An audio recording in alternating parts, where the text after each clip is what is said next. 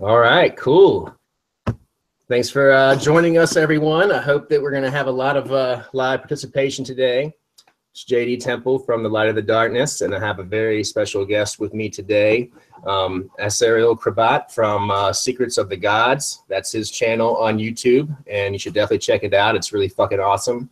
We're going to talk a lot today about his history in the occult and where, you know, his where he got started, his origins and things of that nature. And I'm sure that we're going to get into a lot of other cool topics. So anybody that's joining us live, feel free to ask questions or make comments in the group chat, because that's the interaction is what I really, really love. And that's why I do these live podcasts. So, you know, please feel free to participate. But Aserial, how you doing, man? Yeah, awesome. Well, thanks for letting me on, first of all. And I'm actually excited to talk with you because it's the first chat we're having. And it's always good to talk with other occultists about how our background made us the person that we are right now. So it's also cool that we're live, so people can live contact us and ask us questions while we're talking about ascension, or pretty much how we ended up to be living gods, right? Absolutely, man. Absolutely.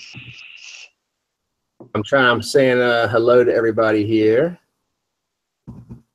so I can kind of initiate that group chat. And let me see if okay. Now, I don't know if the two people are me and you, or if there's actually two people that are with us. I'm really not that sure. Well, from the sense of consciousness is just what it is. It's consciousnness, right? So it's like, it doesn't matter if it's us two. It's always just one singularity made into dualistic. That's the way I see it too, man. That is definitely the way I see it. That, you know, we are all kind of one energy in the universe and the cosmos, and that we, you know, split into separate egos and identities. You know, kind of like basically like the concept from A Course in Miracles. I don't know if you've ever read that or been familiar with that or not. No, not exactly that concept. But like universal concept, since you just like put that topic on. When you look at consciousness, I mean, cogito ergo sum means I think, so that's why I know I am. I think I know that I am. You know what I mean? When I think, I know that I exist. So in that sense, that higher mastered spirit of God, as other people call it, is that consciousness that puts itself into existence by forming a limitation. Meaning, like, from the void, from nothingness comes all. So nothingness had to create something in order to experience itself fully. But again, then it created a limitation. But this consciousness, in that sense, is all that there is. When I have sex with someone and I create a child, I create this consciousness, or I create a body. It is also not very different from creating an egregore in that sense, or another spirit, because you're just creating consciousness. And consciousness creates always the same thing. It's just another copy of the same picture. Right. You know, in that sense. So that's why it's like a singularity. Yeah. It's you know, I'm sure for a lot of people it's like a little difficult for them to wrap their head around, you know, especially if they have been in like the you know, mainstream traditional religions of Christianity, Islam, and Judaism. It's, you know, really hard for them to understand concepts of that nature. And I know it would have been for actually, that's a perfect transition actually into like how Christianity, or how I started out on that path actually. Like because I was I grown up here in the south in Germany, in like a Catholic state in that sense. It is not as bad as like the Bible states you have in the state in the USA, but it's still very Catholic. So me being like a 10-year-old, I was like a ministrant in the Catholic Church. So I was serving under the egregore of Jehovah, or Yahweh. Always thinking that there's only one creator, as most of the people nowadays think it is. Well, they are awakening to like the whole concept, what reality really is. But that's pretty much how I started out, like turning to a spiritual path by believing something. I don't know how you came on your path, but everyone has like their own angles, how they end up on where they are right now. But when I was like, when I was 10 or younger, I remember like walking down the cemetery, just really being really depressed with reality and all the things that I have been learned so far. I was just thinking, and I was not buying into that whole stuff, because I was walking down the cemetery and I was just almost praying to God in a sense.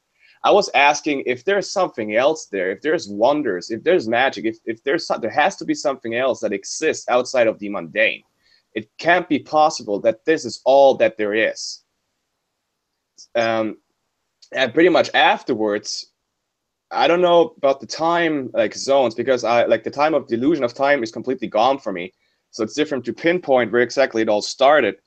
But I was always connected to like magical powers when I was a kid. So because I remember a time when I was like sitting in the dark with like a brown cloth, like a monk cloth, or a hoodie over my head, drawing a pentagram. And my mother busted in and she was scared. What asked me, "What are you doing?" I'm just drawing a pentagram, Mom. It's like, it was totally normal for me. I didn't know what I was doing from the state of the consciousness I had back then, because I was always looking for magic. And pretty much I turned on the right path by becoming who I am right now, from since I'm a kid. That is really, really something, you know, because I mean, you know, like most people, at least the ones that I run across, you know, majority of them really don't get on their path until maybe, you know, after like their first Saturn return or something, like, you know, late 20s, early 30s, something of that nature. You know, I was maybe like 31 or 32, something like that. And you're 21 now, right? Yeah, I'm 21 now. Yeah. Yeah. So, I mean, like, that is just so cool that you are already on your path at that age. You know, I can only imagine, you know, like how adept you're going to be when you get to be my age at 37. You know, like, you're just going to be freaking, it's going to be insane, man. Yeah, I actually can't wait also. Because it's like when I was a kid, I was just doing what I always felt like, you know. I was always put under the pressure of God hating me for having bad thoughts or bad emotions, or like just anger, something that they would call sin. And I was always scared that I would go to hell just by calling God an asshole sometimes. And I was already thinking like, okay, I'll go to hell. So when you see from the perspective of like all the religions going on, with the Abrahamic ones from Islam, Judaism, and Christianity, I think it's almost child abuse to tell like and this whole story of sin and good versus evil, and that you will be judged for your consequences, that you have to be a good person, always show your right face if someone hits you, like all of this bullshit.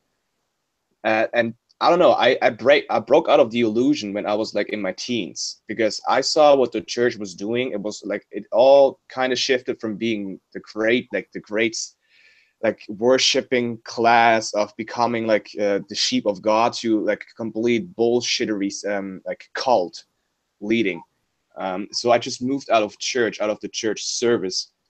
And then I completely forgot about God in a sense, and I just like had to do what I had to do, like grow up and yeah, just mundane stuff, settled in with other spiritual awakenings. And I remember like magical stuff just falling on my lap, like grimoires written for kids. They were talking about magic, not essentially about the real occult magic that we're like practicing right now, but still like a startup into that whole system. And I remember like doing like white magic, Wiccan kind of stuff that I found on the internet back in, I don't know, the early 2000s. You know, those old websites that they have, you can still find them on the deep web. But that's how like I got into like, oh cool, there's rituals, you can do that. Oh, there's love spells, you know what, I should try that out. And you can make wands and you can direct your energy, and oh, that's all cool. And I was like totally hooked since then. And I tried it out and it worked, you know. This is the first time and I was like, damn, is magic real? Like it just worked, or was that just a coincidence? And it always turned out, of course, to be a coincidence for my state of mind back then, because we were programmed to not believe in this. We were programmed to believe the cell that we are in right now, the physical dimension, that there's all to that. But we know that this physical dimension is not physical, because otherwise the Wi-Fi signal of my phone wouldn't reach into the States and I couldn't contact you right now. The walls are not solid. Everything is not solid. It's just vibrating at a dense physical state that it looks like the illusion of being something. Right. But it's like always like looking behind the veil that you going on. Oh yeah, I agree, man. And it's, you know, that's another concept, you know, for many people that it's like so hard for them to wrap their head around, like, you know, like what, like I'm not solid and this wall right here is not solid. It's just, you know, energy vibrating at a slower rate and this and that. And it's, you know, it's mind blowing when you first realize those things, you know. I mean, it was for me. I was like, what the fuck? Like, this is like fucking way out there. But, you know, like once you have that awakening, and for me, it was, you know, mine was really by like a succubus visitation. It was scaring the shit out of me, you know, and I've talked to a lot of people that have had that same exact thing. Like Nina that's on here now, I wanted to say hi to her. She, you know, was really kind of in that same boat of those kind of experiences getting her on her path. So, you know, mine was a little more, I don't know, kind of like a forceful type of thing in a way. Okay, so you're pretty much like sucked in by the incubus energy, like you almost like forcing you on the path. Yeah, absolutely. And the way that it happened was that, you know, I was having these visitations, and while they felt wonderful and amazing, it was something about it also was very terrifying. And, you know, I thought that, you know, with my Christian programming, I thought that it must be a demon. You know, I was like, I'm dealing with a demon here. I need to combat this motherfucker. And everything that I was incorporating, it wasn't working, and it was actually making it worse. And so I was like, okay, you know, I was like, fuck you, God. You know, you're not helping me out here. You're supposed to be helping me, motherfucker. And I'm doing all this shit. I've got crucifixes and holy water, and, you know, I'm reciting Psalms and all this shit. And you're still, this thing is like fucking getting into my bed, and like I could feel the weight of my mattress sinking down. And, you know, I mean, it was scary, you know, part of it was very scary. And so when I realized that none of that was working, I started to, you know, kind of do research so that I could figure out another way. And that's how I discovered, you know, the truth about everything, the truth about demons, and really kind of came to that realization of what was, you know, what was really going on. And it was like at that moment that I really made that realization that all of the visitations like that stopped. So it was kind of like their way of like really getting my attention and leading me to that information. I guess I just knew that's how I was going to react, or either they were just, you know, continuously leading me and guiding me to the literature and to this website and all that kind of stuff. So it was wild, you know, but it was just so much later in life for me. Okay. Well, like, see, we all have like walk a different path, and sometimes we have to learn something else before we can go down at the path that the consciousness is walking. So in that sense, the incubus like energy of that consciousness had to drag you out of that to realize that you had to empty your cup of programming that you have been suffering for like ages. In that sense, because when you like see like or look at the picture of time, it is not a line, but it is more like a sphere. Like it is unendless. It is the most easy form of consciousness to manifest. So time, everything is happening right now, future, present, and the past. So you like working with those spirits, you already have been working with them since you're a kid. Right. You know? Does it make sense? Oh yeah, definitely. Awesome. Yeah, and by emptying the cup, it's like that's very essential, because we can talk about the soul stuff because we had the experience. But other people like coming freshly into the occult or like spiritual or esoteric like theories and lifestyles and like the overall assumption of what is actually going on, they have to first empty their cup. And not only from the programming, but from everything that they think. Because if you stop thinking, you start to observe reality for what it is. Because we are creating it. And in that moment of silence, you realize what is there, what is really there, what is happening. And that is you. You are happening. I am that I am. And it's very important because people are missing that. I am that I am is in the middle, that pause. That is happening right now. It is Yeah. that nothingness that is all. Yeah, that gap right there. Yeah. Yeah, trying to get into that Yeah. gap is crazy, you know, and you're right. You're very right. I mean, it is something when you sit in silence like that and really feel your own energy, you know, and really like become cognizant of who and what you are, you know, because we have so much stimulus in the world, you know, all the time with television and this and that and how busy our lives are. There's so much always going on trying to like get our attention and keep our attention, like bullshit stuff. And it's like taking the time to really like, you know, get away from all that shit and quiet your mind and go within and really feel, you know, what your energy feels like and come to that realization of who you are is, you know, is a very powerful thing. You know, at least it was for me anyways. Oh yeah, it is for everyone. I mean, it blows everyone's mind, because like the egregore of let's say JD Temple that has been existing for 20 years is not existing anymore because your consciousness changed. So this old egregore kind of had to die somehow in order for you to move in. So like when you realize that, but via meditations or other means, what's actually going on, you don't rationalize it like we're doing it right now. You just are, like consciousness is. You just existing in the moment.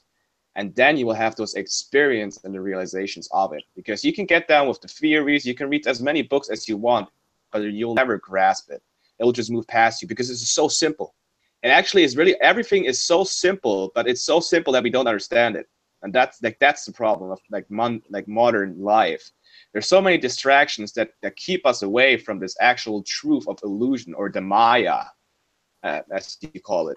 That this is everything put on for purpose. Because if you want to like break the illusion, you can live off grid somewhere in the woods, but you cannot live within society.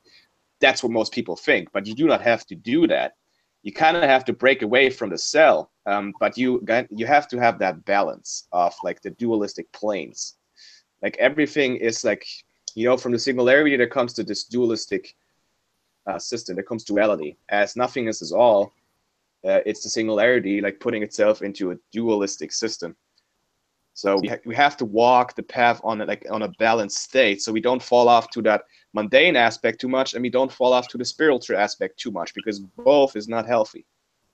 Yeah, I agree, man. I agree. It's, you know, it's so easy, like for me to ungrounded and be with my, you know, my head will totally be on the spiritual side, and I pull away from the earthly plane so much to where it's like, I don't want to go to work. I don't want to fucking think about this and that. Like my head is totally in the clouds, man. And so, you know, I've got to like really be cognizant of making sure that I'm grounded so that I can keep that balance and still have enough of myself here in this physical plane to where I can fulfill my obligations and duties and things of that nature. Now, I wanted to say hi too to Shaylin of the Watchtower. That's her channel. Her channel is really fucking awesome. She's here too, and wanted to say hi to her. Hello. Thanks for joining us too. But you know, I mean, that was a really big problem for me for quite a while. It's not as much anymore. You know, I really I was terrible at that, keeping that balance. You know, you know, I went through, you know, shit, man, probably 8 months to a year to where I didn't really go to work. I own a company, so luckily I was able to do that, you know, and everything kind of continued on without me. You know, but I mean, I just stayed down here in my temple and I was just spiritualizing the fuck out, you know, but that really wasn't the thing either. Because you pulled yourself out from the matrix to understand it, and that because in order to come back or to reintegrate yourself into the program, when you like take it from a symbolistic side. I mean, for me, I also like, I am out of school since 4 years, and in Germany, here's a lot of pressure from your parents' side and from the overall system of our country. I mean, there's that saying, "Go back to work." There's no fun in Germany because we are really that cold. And so, like, I I didn't do what most Germans did and just like really followed the rules. I started working to gain money in order to fulfill my dream to come to Canada. And in those 3 to 4 years, when I actively started walking the left-hand path, I needed this time to do almost the same thing as you did, to plug yourself out of the system and to just observe it from the outside, and then to realign yourself within the code. Mm-hmm. Like that, almost in that explanation. Yeah, that makes sense. Yeah. So I mean, I just lost the point. We were talking about just being to take your time away from, you know, the physical realm in a sense, to like really be able to step outside of it and from like the outside in, you know, without having all those obligations that would prevent you from doing that. Yeah, right. So yeah, see, for me, maybe it comes more natural because I am born under the stars of the Libra, which makes me like almost like the balance seeker all the time. That makes it easier for me. But in that case, it isn't, because the Libra always tries to stay in balance so much that it can get caught up within trying to stay in balance, which will unbalance us. I see. But I don't want to talk about the star signs. It's just affecting the consciousness when we are incarnating upon this plane. But when you look at it, I mean, I don't want to go down into like the whole conspiracy like sides, because most people still consider, even though they're practicing magic and all of that, they're still not awaking to the sense of having the consciousness expanded to see the overall picture, what is going on, the oppression. Everything you see on a daily basis, from commercials from your TV, from your radio channels, it is all programming that is going on. Mm-hmm. And it is not.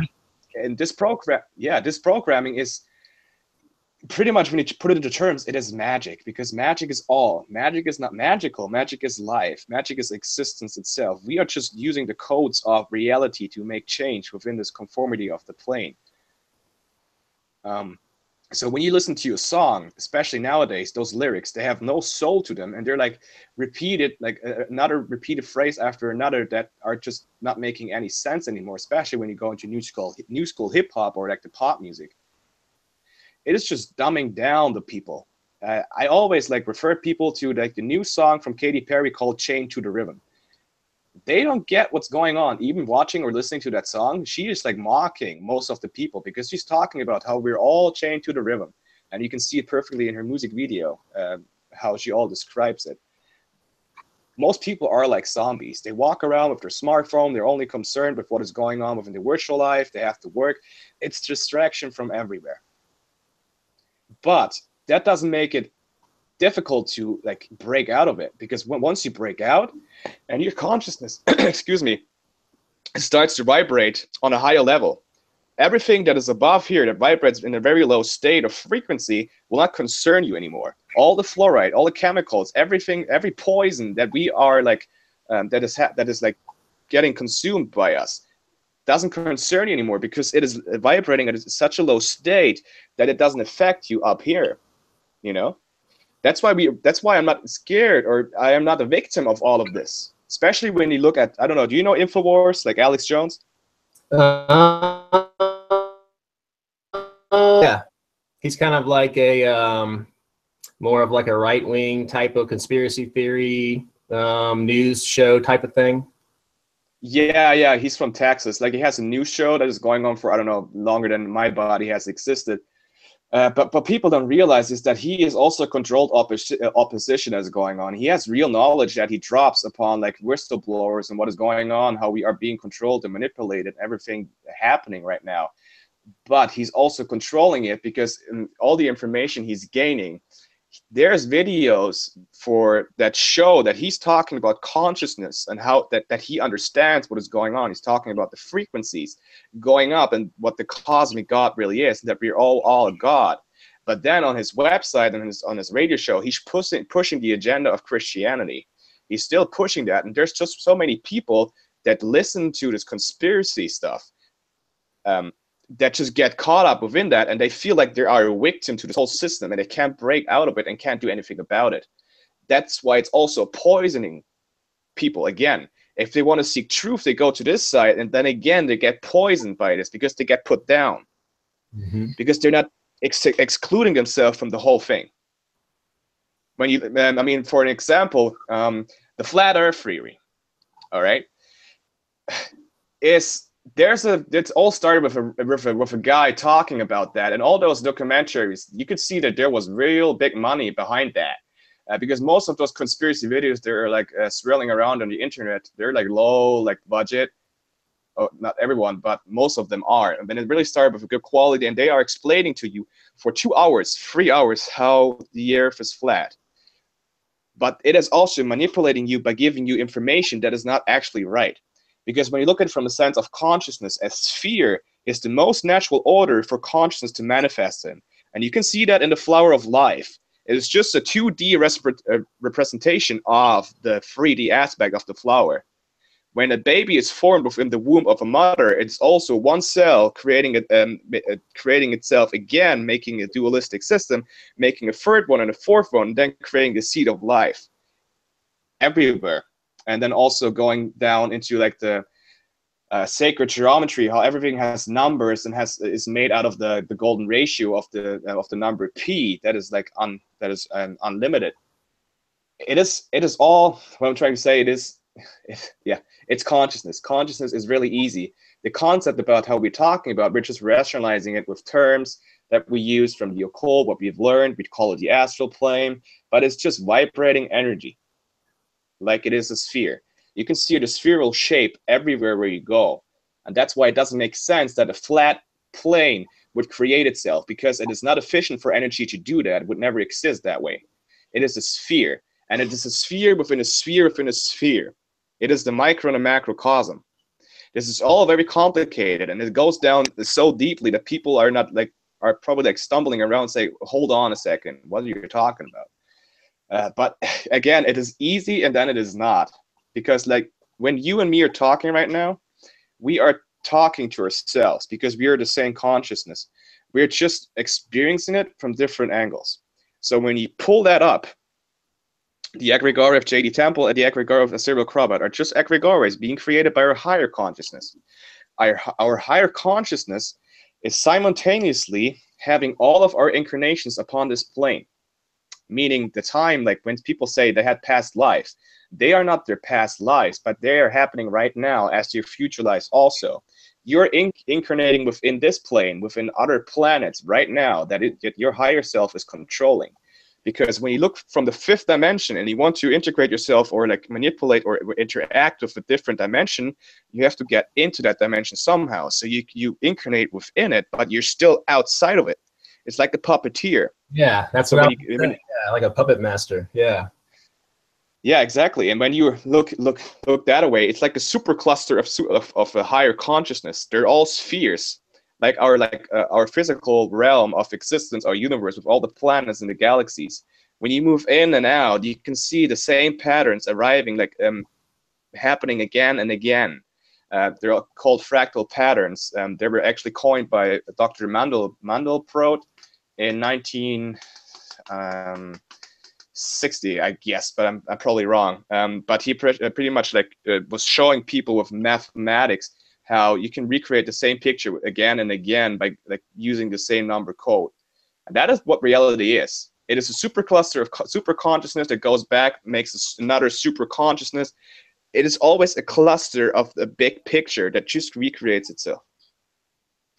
And that's, you know, it's very impressive at your age that you grasp that concept and that you can explain it so very well. You know, I know at your age I would have been like, what the fuck, man? Like, what the hell are you talking about? You know, like, this is fucking crazy, you know, but I was a zombie then too, you know, and it sucks, you know, that like I take a look at like the rest of my family and a lot of my other friends and things. Well, when you get to be my age, you really don't have too many friends left anymore. So, you know, people that used to be my friend and that kind of thing when I was younger, you know, how they are still so much, you know, they're very much asleep. They really don't see what the fuck is really going on. And they look at me like I'm fucking crazy, you know, like This motherfucker Yeah. needs to be institutionalized, you know? And it's like, Yeah, I know.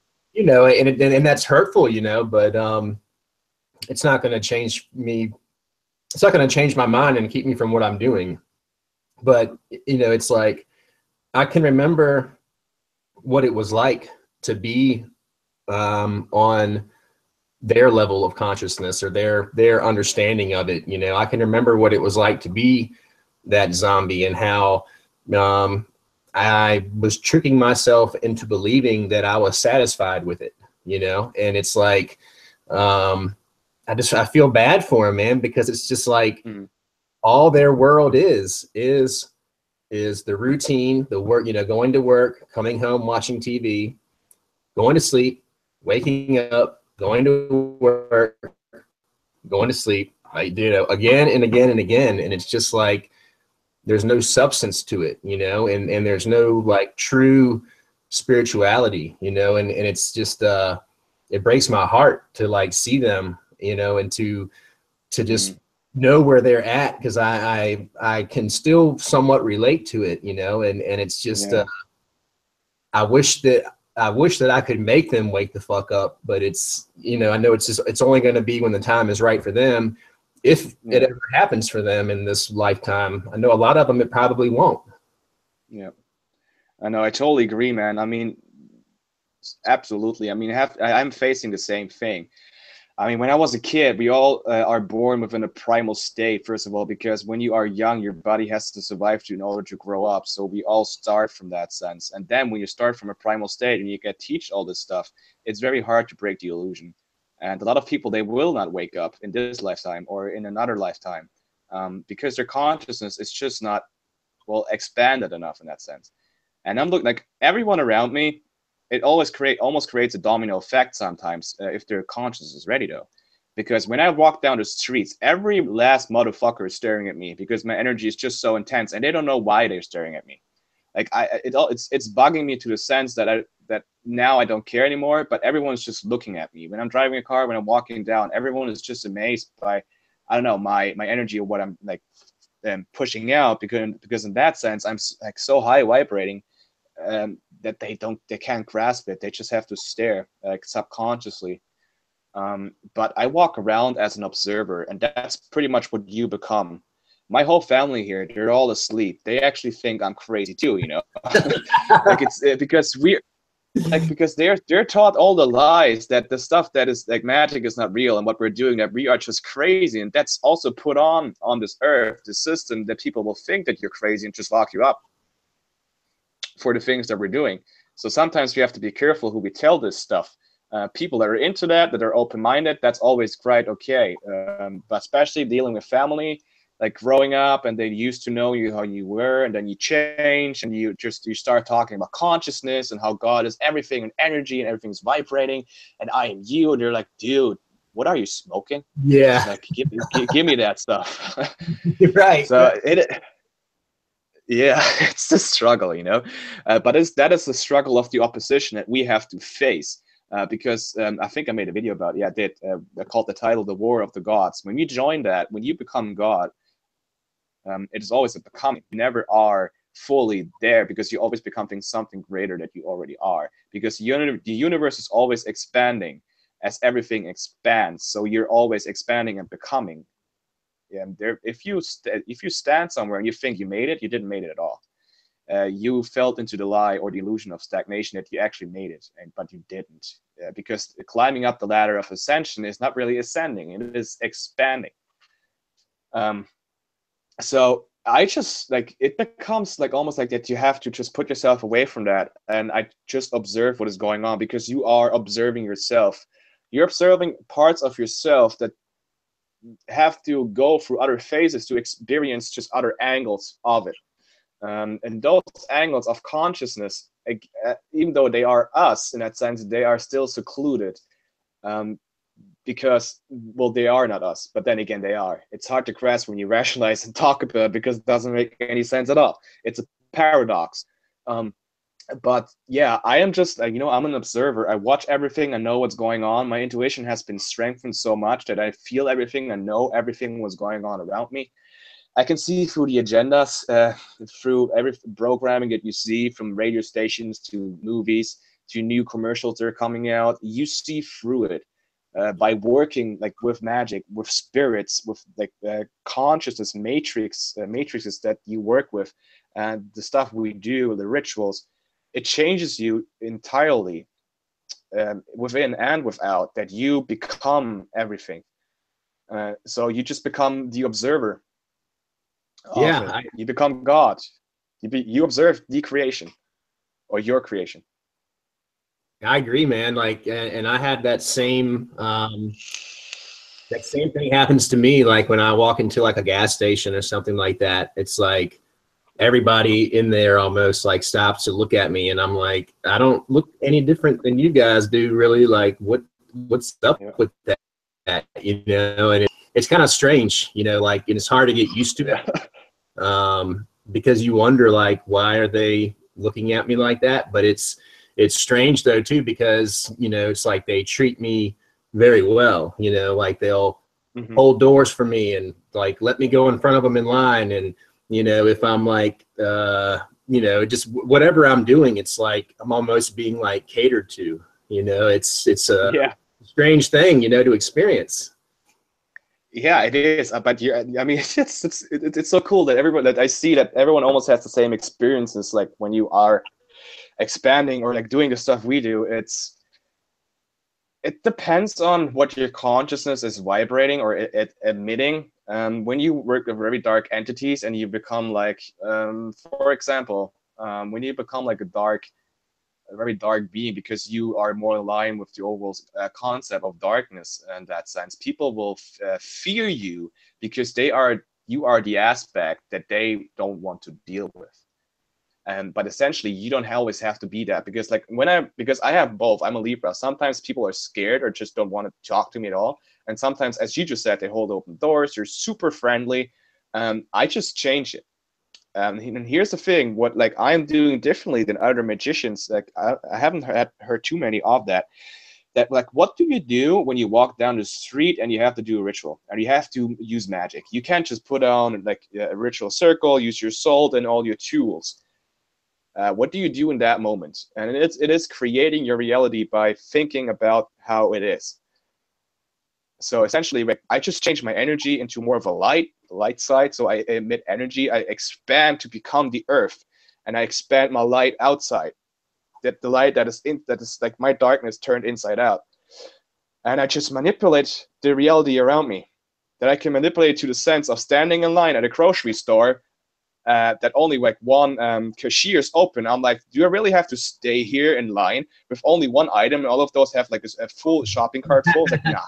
I just pulled out my hand for a quick second, and I manifested that I was in front of the line, and I know I was. It is like you have to become really, really knowing, or you have to how do you say? Oh, I'm missing the word right now. It's my German brain. You know, when I tell you something, you believe it. How you call that? Oh, sorry, I just said it. I just said it. Yeah, you have to believe it. When you know it, you have to believe it also. Sorry, yeah, I was missing a word. I'm getting confused with my German and English brain. You have to believe it that is happening, and because you know it is happening. But when you come to the sense or on the state that everything is real and magic exists, etc., you understand reality. It becomes so easy, like in a single clip. So I was standing there in line. I was like, I am in front of the line. I don't want to wait. The first guy turned around, was like, do you want to come in front of me? He's like, yeah, sure. And then the second guy, yeah, do you want to come in front of me? He's like, yeah, of course, thanks. And I was standing in front of the line. It's that easy, you know? And that's how you manipulate reality when you are like out and about in the mundane aspect of it. It has become like just forming the energy and using it to create change, because it is like lucid dreaming. When you are in a dream and you realize that everything around you is you, it is the same concept like reality. When you look at it from like lucid dreaming, you're becoming lucid within this reality. That it is able, that you should be able to do the wonders you see on the movies, flying around and all of that. But again, it is so dense that it becomes difficult because you're getting caught up in the density. You're not like vibrating high enough. Oh yeah, it's very easy to get caught up in the bullshit, no doubt about it. And you know, I've really gotten into a lot of that type of, you know, belief and like visualizing things more than I have really doing traditional like rituals and things.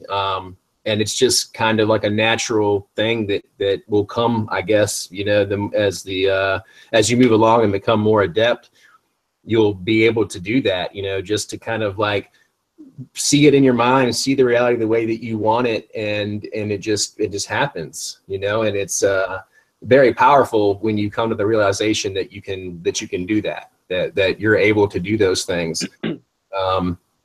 You know, and it's almost, you know, it's like hard to even though you have that belief and you're making it happen, when it happens, it's hard to believe, you know. You're like, what the exactly exactly. And that's the problem, because you know it's happening, you know it's real, but then you're still like, it really work right now, like really, like it really works, like, oh my god, I can't believe it. It's like, you just did it. It becomes a paradox again because of our programming, and that's why we have to transcend this programming, and it's very hard, but we're working against it. We're working against the oppression of that. But like, I'm doing rituals too, which is because ritual experience is more, I see it like using the tools to like hammer down or create a house. Because when you're out and about, you can move the energy. It is not, because everything is created out of nothingness. So you create it out of nothingness. Going down into like psychic vampirism, how you like use your tangles to take the energy from others, like with the visualization and all of that. That's like a basic startup from some people. But they don't go beyond that. It becomes so powerful to the sense that you're able to manipulate a whole dancing ground, like a dance floor. I've done that with a friend. We were like sitting down and we were like dancing to psytrance, and everyone was already in a trance. And there was like a mandala with a projector project against the wall. So we're using our energy. We created a sonic sigil in the astral dimension that is overlaid this dimension on this mandala, that put out like tangles that attach to those people, and this again attached to us, and then we just bursted out energy and made them go crazy, and it was so funny observing the whole thing. Oh man, that is cool as shit. Yeah, it is. And then you go back and you had this experience, and then you're back into the mundane, and it's like in a slap in your face, and it's like, did that just really happen? And then you're right back into the mundane, and it's like, dude, I have to try that again. And then it doesn't work, and you're trying to figure out why it didn't work. And you have to transcend that. You have to understand that you are everything again. It's like you have to understand what is going on. You have to keep expanding so you further understand and get away with the programming.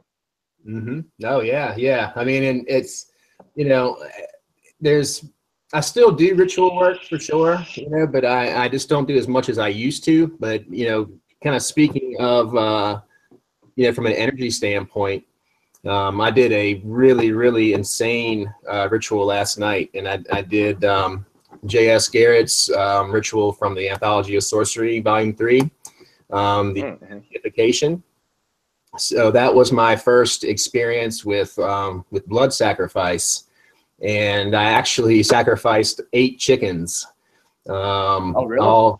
Yeah. It was crazy, man. That's okay. That's cool. I have to be careful what I say here because it's live. Some people would say we're like sadists.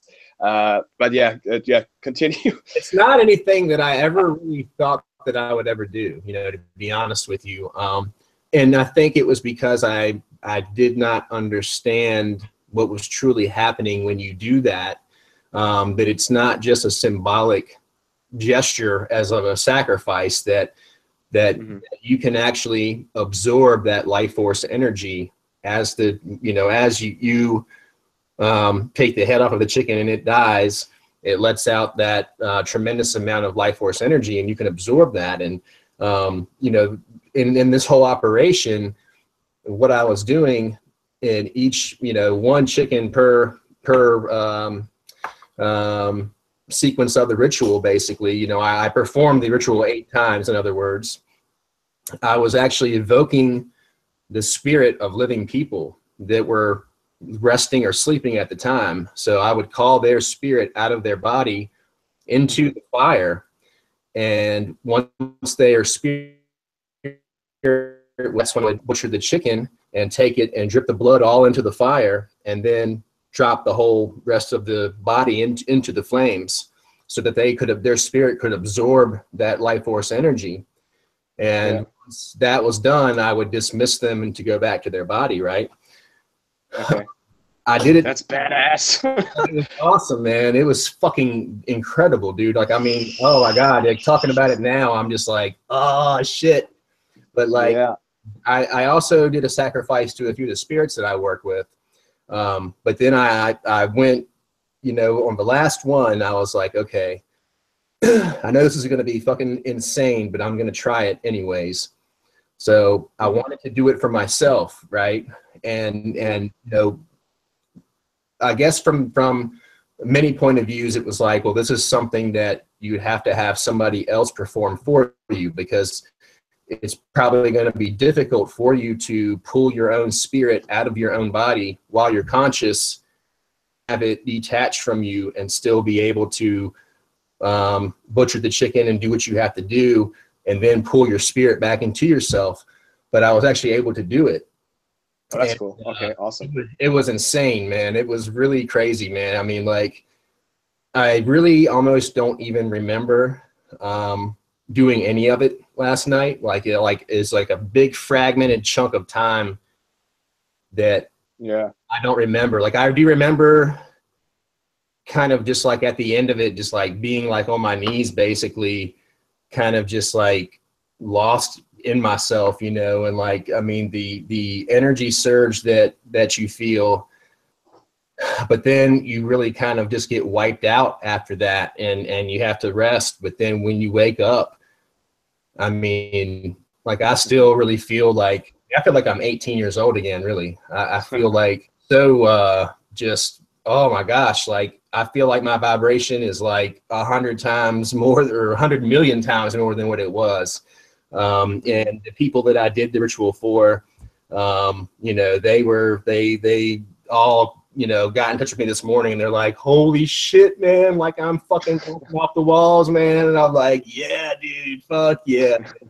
I mean, it really wasn't anything to it, you know. I mean, like, as far as like being able to sacrifice a chicken, you know, I thought I was going to have a really hard time with it, but it really wasn't bad. You know, the first one maybe a little bit, but you know, after that, it was just kind of like second nature, and it was actually, I don't want to say enjoyable, you know, for people to be like, oh, you're fucked up, but it was like, I don't know, it was just, it felt very natural, put it that, because it's what we've always done going back in time, you know. That was kind of exactly, yeah. And it felt very organic to me in that sense. It really did. It felt like it's something I've done before, you know, like many times. Yeah. I mean, you're totally right about that. Well, here's a disclaimer for Wiccans or other people like watching what we're talking about right now. When you go to the grocery store and you see all of those packed up meat packages, the things that are happening in the slaughterhouse are so inhumane that it's way worse what's going on there if you are actually sacrificing something within a ritual to give it a higher purpose. Now, some people would say if you use the meat afterwards and all of that, it all depends on ethics, but we don't want to discuss the ethics here. But when you are essentially sacrificing something, you're sacrificing a small aspect of yourself, or of a different consciousness. So you take that consciousness back into you, of this life force, in order to expand yourself again, like to become bigger, to become stronger, have more energy within you. And it creates like almost like a vortex, or creates a natural gateway that opens between the dimensions. Because where does this consciousness go? It leaves the body, it goes into a different dimension where it can anchor itself, because there's no physical body left for it to anchor itself. So it moves on, and you take this energy and take it within you, so it lives on within you. It doesn't mean you sucked up their soul and they're now just completely vanished. They still live on within you. They become you, but now you are a bigger part. Or they become just nothingness, and nothingness is all again. It's almost the same thing. But actually, what I want to pinpoint here is when you go down into the whole very big dark conspiracy theories, like with all the reals, like the Babylonian Satanists and the elitists, what they are doing in like behind the curtains and in the Vatican. They're essentially, well, let's call it conspiracy theory for now, because otherwise people will still think, even though we're talking about magic and all about this stuff, we're lunatics, or I am a lunatic. But they're sacrificing children. That's a conspiracy theory. And doing rituals, like really ancient rituals, which can be seen in David Kubrick's video, Eyes Wide Shut. This is just like a very toned down version of what is actually going on behind the scenes, because magic, or what these rituals, what we are doing is controlling the world since we, like, the existence of humanity, which can be traced back into like other stuff, which I will not go into. But when they sacrifice children and they sacrifice their life, they take an innocent or like a very high state of vibrating, because kids are vibrating at a higher state because they're not very programmed as other, like, or they're more pure, and take that away by forcibly killing it and like taking all their energy, and it creates a vortex of gateways to manifest power within this reality sphere of the reality sphere of the collective of our world. So you can create massive change by that. So imagine you would slaughter 100 or 1,000 people. It would create a literal physical gateway into something else, or you could create something very powerful with that, because you are sacrificing or creating a massive change by putting so many consciousnesses out of their physical shell, or just breaking the barrier between the veil. Yeah, I think that, Hitler must have understood that, I mean, because that's kind of the way I see that whole thing, is that, that was what he was doing. I think that he was very in tune with magic and the occult and those properties. And, and then also too, I know that, the like Jewish, like mysticism, like, Kabbalah and that kind of thing, was very powerful magic too. And so from my point of view of it, it was like maybe he was trying to take that powerful magic away, but also, by making those sacrifices, being able to kind of empower, his agenda and what he was trying to do. Yeah. It really wasn't about just like haphazardly getting rid of people. It was, he had a purpose for it, greater than just being evil or whatever. He was really trying to do something there. Yeah, we have to be careful when we talk about the soul stuff. That's why I said disclaimer, right? Real life.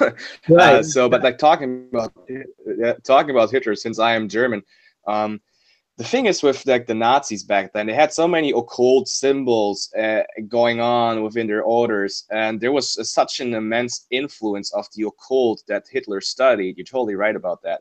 And they actually traveled to like the North Pole, called it New Schwabenland, but they had to retreat because of something going on there, which I will not go into now. But there's a heavy influence in the occult, and as we go back to the conspiracy stuff, the Zionists or the globalists are all like, the Zionists are the fake Jews that are controlling the world from Israel in that sense. Maybe Hitler was just trying to get rid of the Zionists by slaughtering all of the Jews, which is a very evil thing. But again, evil is also just a made-up concept. Good and evil doesn't exist. What he did, which we can agree upon both, is very, from our state of ethics, totally unethical to kill more than 2, 3, I don't even know how many lives were sacrificed within the Holocaust.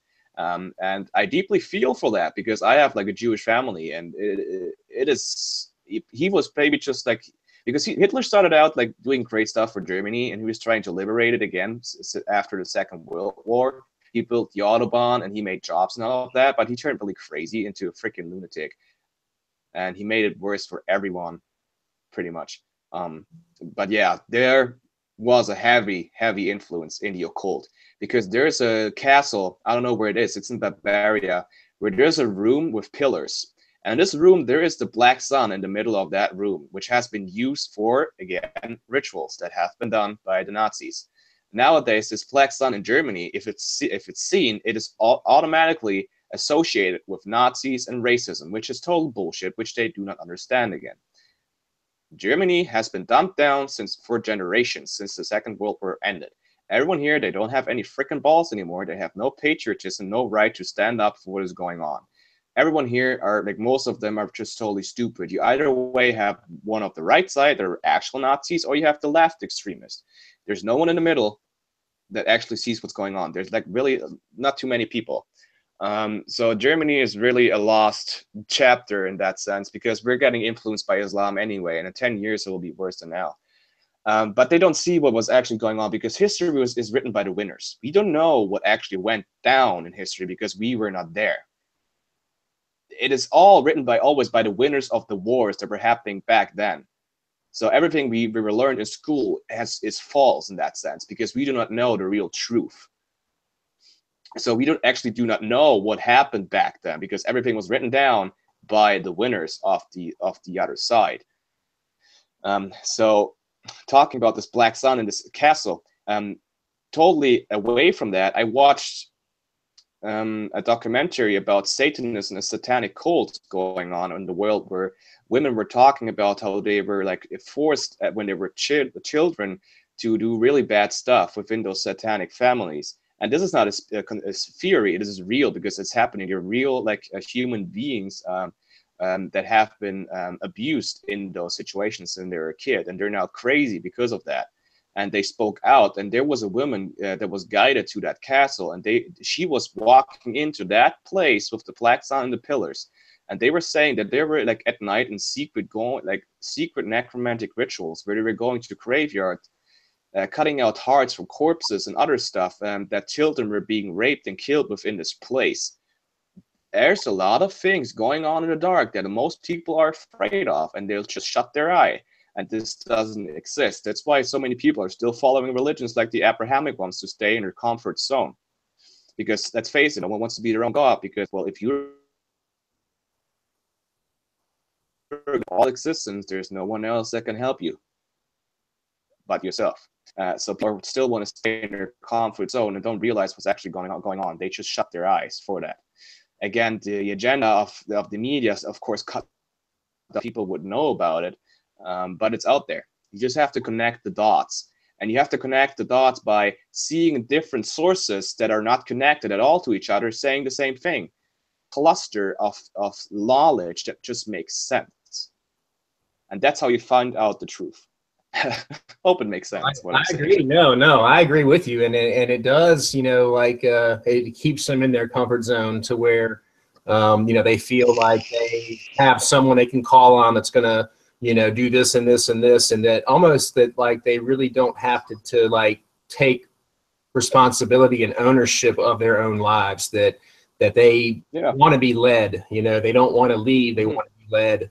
By the church, and they just kind of follow that lead like sheep, like they're kind of referred to. And I know that like so many of them, well, I know quite a few anyways, that I'm pretty sure that they know the things that I do are real, and that they do see it for what it is in a sense, but they're so scared and afraid of it that they convince themselves that it's not real. Even though I know they do know that it is, but they work very hard to lie to themselves enough and to close their eyes and to look away from it and look that other way, just because they're just so terrified. They're terrified to take responsibility for themselves and to be like a sovereign person, a sovereign individual and entity, in that sense. And it's and it just, I just want to shake them sometimes, like, wake the fuck up, dude, wake up, motherfucker. Yeah, exactly. Since everything is getting worse anyway, it's just like, dude, the enslavement system is getting worse and worse. But let me say that it will not happen that we will be a complete prison planet, because the true gods or living gods are coming back upon this plane, and they're already walking it. Which is not only a prophecy that just one person received, it's many people have received the same thing, and it's happening right now because we are the gods upon this plane. As we are expanding, there's more spirits incarnating and gods coming back, and we will have a time. Well, it will be total anarchy and stuff going on that will get to a point that is so bad that it will happen a big bang, and after that, this anarchy hopefully will form us a new beautiful world where we can have true peace. Not the peace that the SJWs are seeking in their safe space, because that doesn't make any freaking sense, because you cannot forcefully have peace without fighting for it. chaos around you, you cannot just create a peaceful state, because you have to form this order out of the chaos. So there needs to be chaos in order to be peace. No, I agree. Yeah, you were cutting out on me too. Oh, okay. Yeah. I agree with what you're saying. Yeah. Sure.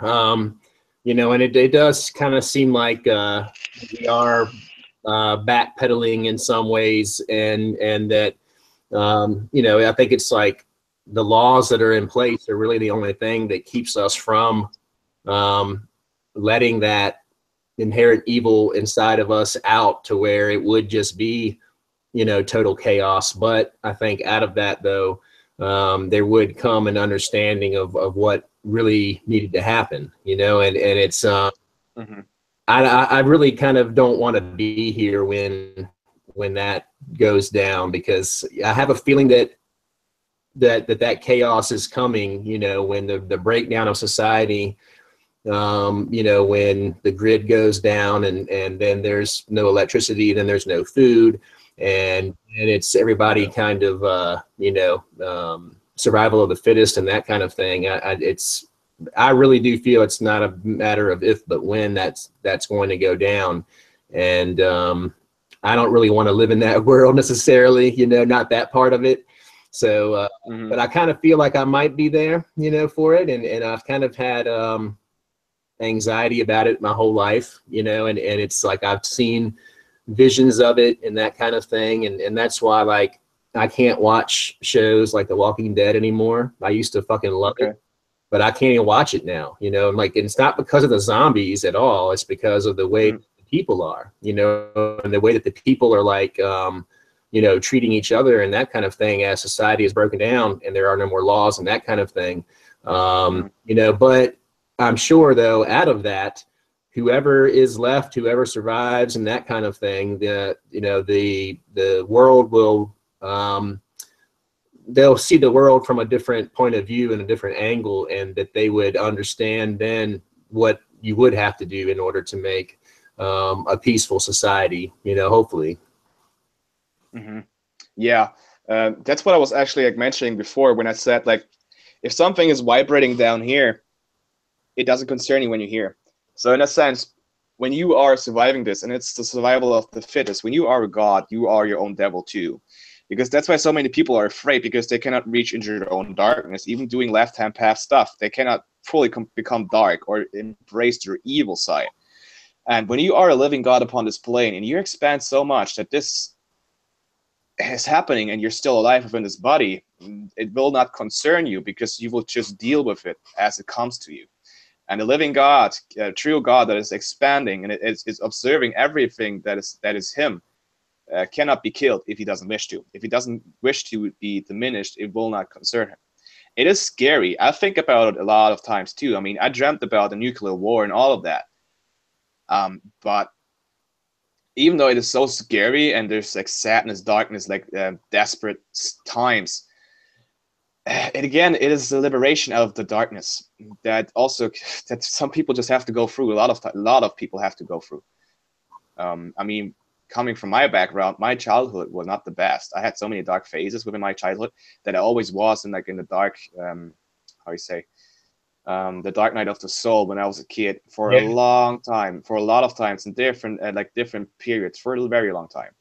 And that's what made me who I am right now, like walking on the left-hand path, because it doesn't faze or shock me anymore in that sense, because I'm used to it.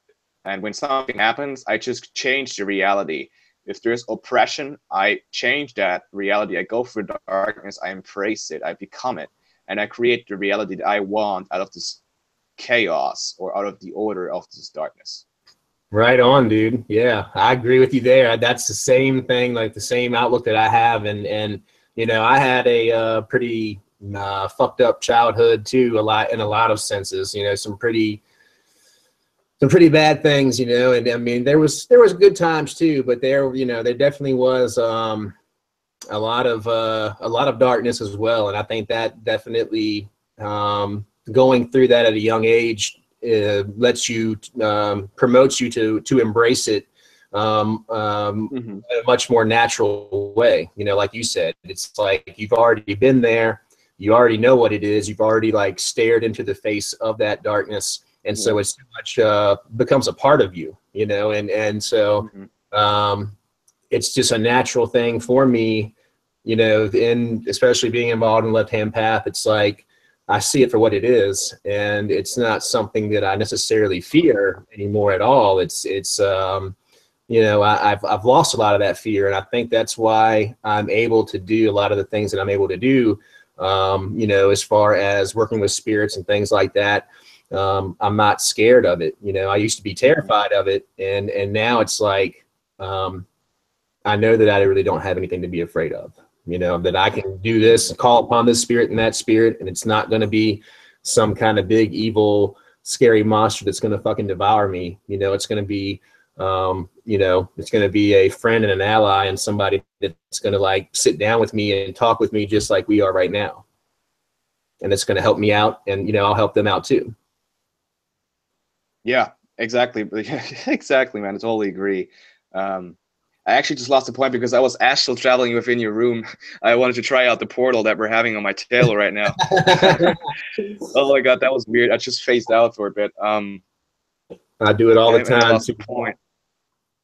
Yeah, it's funny because the further you increase your magical abilities, the better it gets. And you can talk, as you said, with the ritual by slaughtering your chickens, pulling your own spirit out while you're still like managing it. It's hard. It costs a lot of training, but you're able to do that. So I lost the point because I was in your temple. I was just visiting you. Did you feel anything? Because I'm actually just walking behind you and just walking right through you. Yeah, I've been feeling all kinds of stuff this whole freaking podcast, dude. Like, I saw like an orb or something like right in front of my about 10 minutes ago, and it fucked me up. I was like, what the fuck? But I've been feeling like a breeze and shit behind me like the whole time, you know. So yeah, for sure, for sure. Yeah, I mean, I got goosebumps all over my arms and shit right now. yeah, man. I mean, since we're talking about the left-hand path, also there are people that are stupid and don't have enough IQ. That's just what it is. They're stupid people, and you cannot make stupid smart or toasted brains. You cannot cure stupidity. It is an illness that many people suffer. They walk the left-hand path thinking that they are on the left-hand path, but they're actually not, because they're taking it from a side of the same coin. They're just reversing Christianity, worshipping something dark. But by worshipping some dark entity doesn't make it any better, because you're still the same slave as you was to the other god. So if there's a guy in white collar preaching for Satan, saying nothing exists outside of him and all of those other demons are fake, like another guy, we had some controversy going on Facebook. I don't know if you followed that, but like if like stupid scumbags like that are around poisoning the real occult, that don't understand that they're aspects of ourself that essentially will not survive, because they are, with their thought forms or with what they are creating for themselves, are not powerful enough to sustain themselves and stuff like that, like we're just talking about. Like when real stuff happens, like chaos, it's just like to survive. So there's a lot of stupidity going on in the left-hand path. People are calling it the devil, that Satan is the Lord of all things of creation. And well, he is not. They're all egregores. They're all names and titles. They're thought forms being created by another consciousness. And in that sense, it doesn't even make a difference if an entity has been existing before the creation of humanity or if humans created that. It's all about how much power you give it. So if there's an entity like Ahura Mazda going down from the path of smoke, like talking about that sense, like the real, like the original G, you know, the original God of light, and then other forms of religions forming from this, it is still the same thought form, just with different masks. And now we ended up with Christianity, the most modern form of it, or Islam. And that's why you don't really have that much power when you call on Jesus or something, or use like the high magic stuff. It really takes a lot of tools, a lot of meditation, like focus, to really get something out of it. And that's what I think from my side. Because when I pray to Jesus or God, nothing happens. But Yeah. That's because they're there to be ruler of us. They don't help us. They're egregores. The real God is within us. Yeah, yeah, no doubt. No, and I think that's like, what JS's theory about Christianity and Islam, and why there's so many, there's so much bloodshed in the name of those two, Allah and Yahweh, is because, they understand that concept of blood sacrifice and that life force energy, and they're trying to feed those two gods basically to make one more powerful than the other and what have you. And that's why they're doing these the terrorism and all of that. And that's why we had the crusades and all that kind of thing. It's all like they're trying to just like shed blood in the name of this god so we can feed it. Exactly. It's essentially Yahweh, Jehovah, or Allah. They're all the same aspect of that false god of light. And that light god is a war god, and he wants this blood. And he is manipulating the minds of those people. You can see the influence around us all the time. Maybe not today is Christianity, but back then we had the Crusades, as you just said. Christians were doing the same thing as Islam is doing right now. And there will be coming a time, if those religions survive, where Judaism will be on the point of doing that. It will happen again and again because this war god is on a war path. He wants to survive as much as he can. And when you pull yourself outside of the cell being created by this war god that is all around us all the time, even taking away the aspect of religion, government is also an aspect of that, and the whole things we're facing right now with the programming.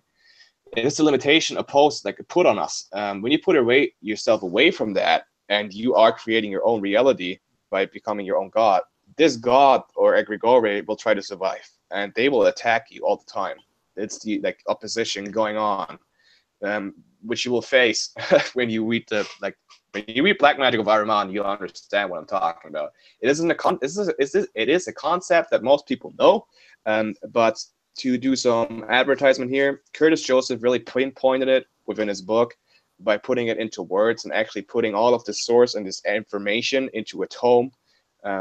It is really, really mind-opening for a lot of people because they have never grasped what's actually going on. So if you want to join the Dark Army, get that book, get yourself in the ritual circle and become your own god. I'm looking forward to reading that. Hopefully the whole thing over the weekend here.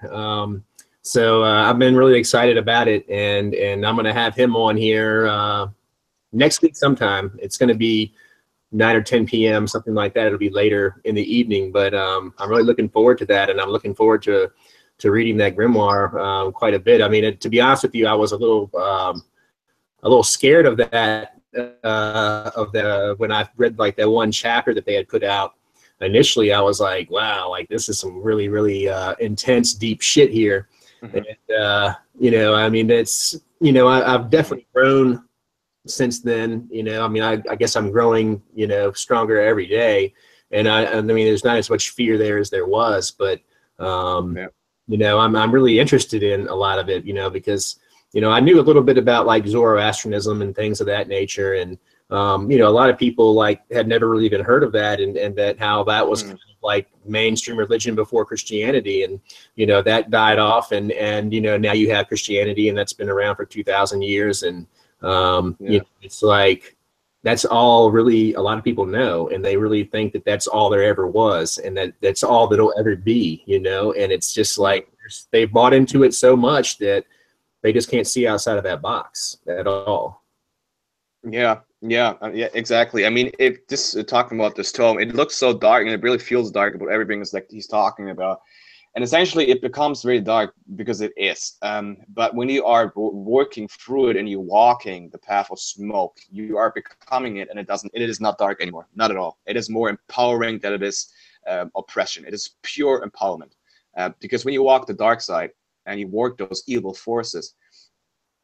When I started out before that, I was scared, but I was working with Azazel, and essentially Azazel has a big connection with Ahriman that he pinpointed me to the way, saying, hey, you have this PDF there still laying around since a year. You were too scared to work through it. Why don't you just look at it again and go through it? It is the right way for you. I was like, all right, it seems so freaking dark, but I guess I'll just throw myself into hell. And that's pretty much what I did. I had total depression, anxiety going on, and I knew, man, after the first ignition of the black sun, by like initiating yourself into that, oh, I went through a dark phase, man. It was like hell on earth for 2 weeks, or like within me. But then afterwards, you come out like, because it's the liberation of damnation, you come out as a new being. And for me, it just happened so fast, which is a weird thing, because I've only done the ignition of the black sun and other stuff, because I'm taking it from an approach of chaos magician again. Just like, you know, you can, that's how I described it to Curtis Joseph. When you go down and when you buy Skyrim or a role-playing game, you start out with the tutorial. They show you how it all works. Here's your items. Here's how you fight. Here's how you do that and this. This is how you survive. And then you are out of the tutorial phase and down, here you go, motherfucker. Here's an open world. Do what you like to do. You can go into that cave where there's a high-level entity that you can fight, or you can try it, or you go down the main quest, or you do whatever you like. And that's how I approach everything. I just observe it, and then I go down the road I think I should. Not following the main quest, essentially, or just like, you know, doing everything from a chaos magician type by just like experimenting with all of this. And then for me, it always just clicks. And that's maybe why I'm so young and like and already are where I am right now. I don't know. Maybe that's why, because, you know, sometimes you just have to like experiment with everything that's going on. Sure. Oh, absolutely. And then, you know, having the ability like you do to look at things and put them into perspective, you know, of what they really truly are, you know, that yes, it's dark, but, you know, there is there's more to it than just that darkness that you see on the outside of it, you know, that there's something inside of it that is very valuable, and that will be something that's just far greater than what the darkness that it appears to be. Exactly. I'm excited about reading it, man. Oh yeah, you should check it out. So like talking about darkness, it is getting dark outside, and I have some plans to do. So I think we should summon this whole conversation up. Yeah. Sadly, I've got another podcast in it's supposed to be in like 10 minutes, but I'm probably going to push it off a little bit so that I can, you know, just chill out for a little while beforehand. But I have really freaking enjoyed it, man, and I want to do it again soon for sure. Oh, definitely. It was a freaking blast. I mean, every time I'm going on with other people, it always happens that way, that we say, let's talk about like 50 minutes, and it happens like for 2 hours. Yeah, right. Because people are just getting so into it, and we're putting back and forth with information. So it is great. We'll definitely do it again. Yeah. And maybe that's on my channel. We can do that also. Yes. Yeah, absolutely. Absolutely, man. And, you know, I definitely want you guys to check out his channel. It's Secret of the Gods. Is that right? Yeah, exactly. secretsofthegod.com on YouTube. Okay, got you. Awesome, man. Awesome. And you know, check that out, and you know, check out Become a Living God too. That's where you can find the Black Magic of Ahriman, as well as the Anthology of Sorcery Volume 3, and all kinds of other you know, video courses and magic circles, things like that you can incorporate into your work. So check that out. Exactly. And since you are in the Anthology of Sorcery Free, you definitely check it out, because JD has a cool article in that where you can gain a lot of success from money magic, right? Yep, that's right. Yep. Yeah, I want to get feedback on it. It's really worked well for me, and I'd love to hear how it's working out for other people too. I really would. Yeah, I have to get a copy. I really do. I really do have to get a copy, which I will definitely do. Yeah, man, for sure. I mean, I think not just because I have something in there, but it's definitely, you know, out of the 8 or 10 grimoires that I have, like that's my favorite by far. Like, I love it. I'm really digging it a lot. And then that rite of deification that I did with the sacrifice last night, that's in there too. So that one right there is awesome. It's the shit, man. But, you know, thank you again for coming on, Aserial. I really appreciate it, man. And you know, we'll definitely do this again very soon. Awesome. Well, thanks for letting me on. I appreciate it too. And yeah, I think we can say, like they do in Hollywood, that's the wrap. That's it, man. Yeah, that's it. I'll see you guys later. Thanks to everybody that joined us live.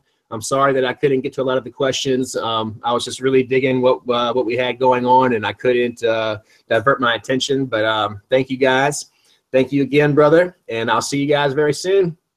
Peace out.